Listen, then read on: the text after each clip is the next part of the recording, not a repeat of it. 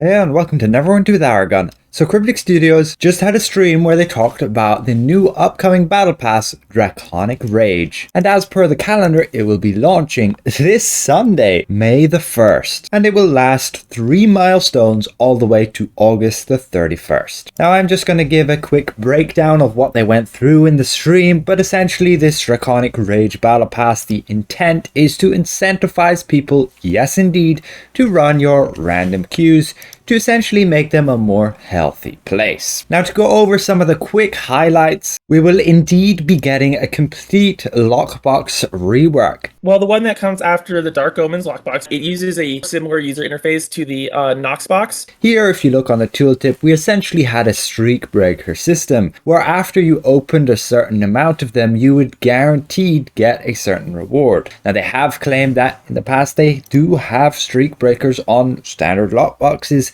It's just they're not seen in this way, it shall be shown. And along with that, we shall also see increased drop rates on the top tier rewards. Now, indeed, as per the title, we'll be getting the Module 23 Hunts actually a little bit earlier for those of us who gain access to the preview server. With Dragon Slayer, you will get a new type of content called the Dragon Hunts that I'm really looking forward to folks being able to try it out on preview. We are aiming early May for preview. And apart from that, many of you have been asking, are the rewards going to be account wide or are they just going to be single use? As when you went through their blog, you could see that it had said here in the reward section that all the rewards are bound to account and can only be claimed once per account. Now, this is not going to be true for the rewards that are on the premium track. So the mount and companion choice packs from the premium track are account reclaim. The free rewards are once per account. You're going to have your milestone looking somewhat like this, and essentially you can have the free track up the top. All of those rewards will be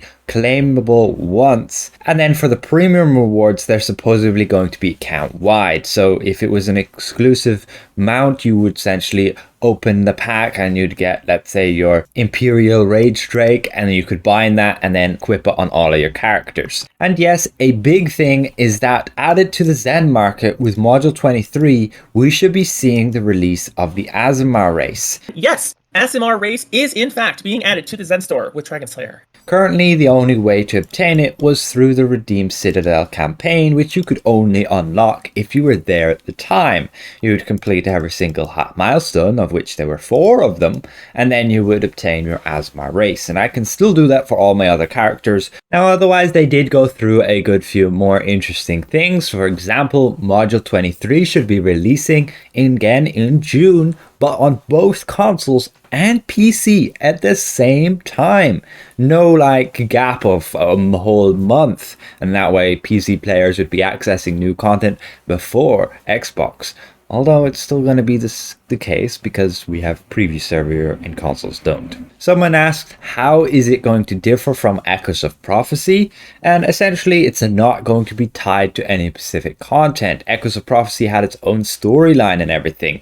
This is just going to be, again, purely based off random queues, incentivizing people to run those. And what you will do is every day you'll go and get a credit that when you do run your random trial and your random dungeon queue, you will then get progress upon completing that said goal. And let's say one day you're not in the mood playing Neverwinter, that's all fine. You'll stack up one of these dots here. You can see this would be for the random dungeon, this would be random skirmish or trial, and then you can get those dots up to a maximum of 3, and then let's say that third day you come back, you could complete then 3 random dungeon queues and SCS essentially get the credit for those 3 days. Otherwise, unlike Echoes of Prophecy, you're actually going to be able to complete all of the milestones simultaneously if you have the premium pass, of course, once that milestone's gone active. So right now, the way it was set up with the Echoes of Prophecy is if I went and did quests after all of the modules had come out, my progress would essentially get divided by 3 amongst each of the milestones, and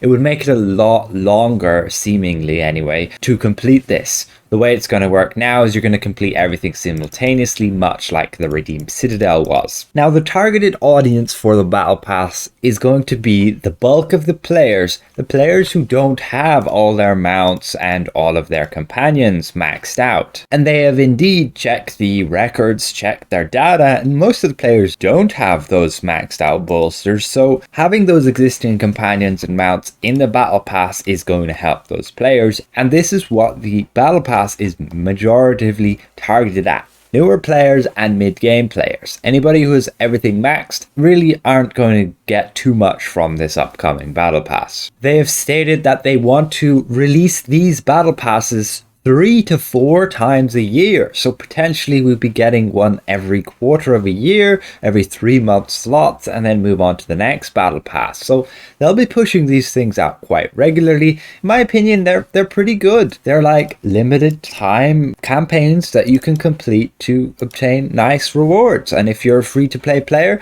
that's great. This is just an example of what we had before. They are supposedly going to come out with even better progression rewards with this next Battle Pass to help those newer players. Of course, those of us in endgame with everything maxed will feel it to be a bit lackluster, as it's not exactly targeted at us. Otherwise, very unfortunately, there will be no transmute or fashion items that are unique in this upcoming Battle Pass. I don't even believe they said they would add any at all, despite there being plenty of cosmetics in the game. And yes, things that would be regarded as exclusive, let's say you would get, the Neverwinter Hawk within the Battle Pass, Echoes of Prophecy, you might think that that would be exclusive to this campaign and people wouldn't be able to get it anymore. Well, they like to give a window of about 6 months to a year before releasing it as available to other areas, so people can achieve that novelty of I have it and not anybody else who joins the game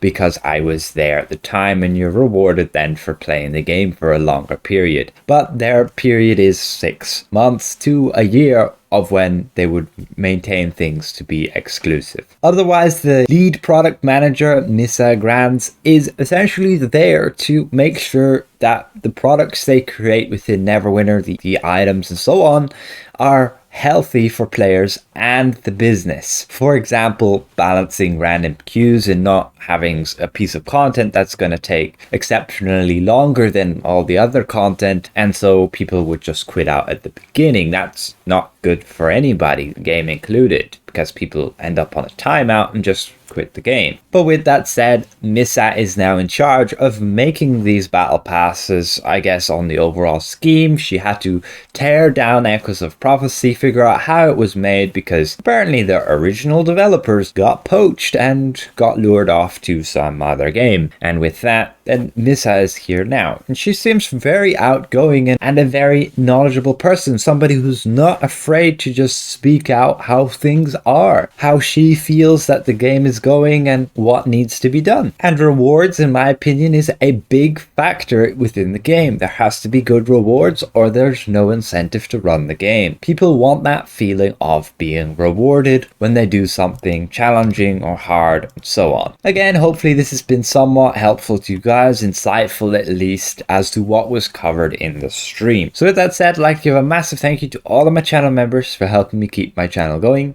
And if I presented this well, consider leaving the video a like. And if you're new around here, consider subscribing. We'll see you guys around. Goodbye for now.